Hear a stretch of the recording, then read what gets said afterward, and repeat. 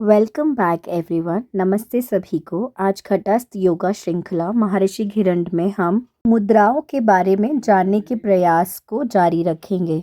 इससे पहले हमने समझा था कि आसनों के अभ्यास से शारीरिक स्थिरता, दृढ़ता और बल की प्राप्ति होती है। और महर्षि घिरंड ने यह कह दिया है कि अन्नमय कोश हमारा भौतिक शरीर है। अन्नमय कोश के बाद बचते हैं मनोमय कोश और प्राणमय कोश। मनोमय कोश को भी महर्षि घिरंड ने अनेक भागों में बांट दिया है। वे कहते हैं प्रत्याहार द्वारा स्थिरता और धैर्य की प्राप्ति होती है। उससे यह मालूम पड़ता है कि मानसिक एकाग्रता के पश्चात मन शक्तियों को अपने नियंत्रण में करने की जो विधि है, उसके फलस्वरूप हमें धैर्य की प्राप्ति होती है। लेकिन मनोमय कोश को अपने नियंत्रण में लाने के लिए, अपने आप को संतुलित बनाने के लिए यह आवश्यक है कि पहले मन की एकाग्रता प्राप्त हो। मन का पहला स्वरूप है चंचल और प्राण का भी चंचल स्वरूप ही है। अतः प्राण के क्षेत्र से चंचलता को समाप्त करना और मानसिक चंचलता को समाप्त करके एकाग्रता को बिंदु चक्र तक ले जाना मुद्रा समूह के अभ्यासों का उद्देश्य है।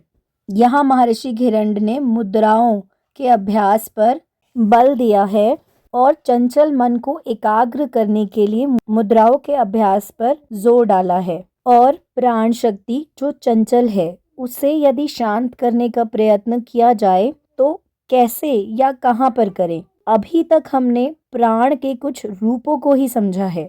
प्राण का एक रूप पंच प्राणों में और दूसरा रूप चक्रों में दिखाई देता है। मूलाधार में प्राण का एक स्वरूप, स्वाधिष्ठान में दूसरा स्वरूप, मणिपुर में तीसरा, अनाहत में चौथा और विशुद्धि में प्राण का पांचवा स्वरूप होता है। तो चक्रों में अवस्थित प्राण और पंच प्राण, ये प्राण की दो अलग अलग अवस्थाएं हैं।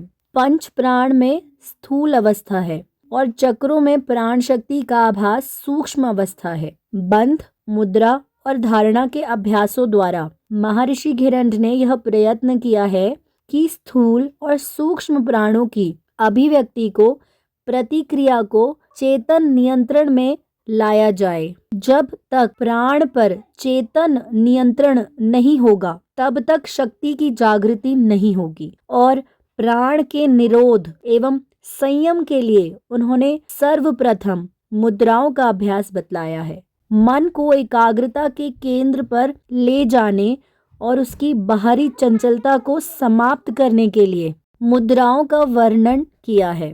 तत्पश्चात गहराई में जाकर आगे के अभ्यासों में प्रत्याहार और प्राणायाम की चर्चा करते हुए मन को दूसरी अवस्था में ले जाने का प्रयास किया है, जो चंचलता के बाद आती है। प्राणायाम के द्वारा प्राण के दूसरे क्षेत्र में प्रवेश करने का प्रयत्न किया जा रहा है, जो स्थूल और सूक्ष्म प्राण को चेतन नियंत्रण में लाने के पश्चात होता है। यहाँ तक सुनने के लिए धन्यवाद। अब कल जारी रखेंगे।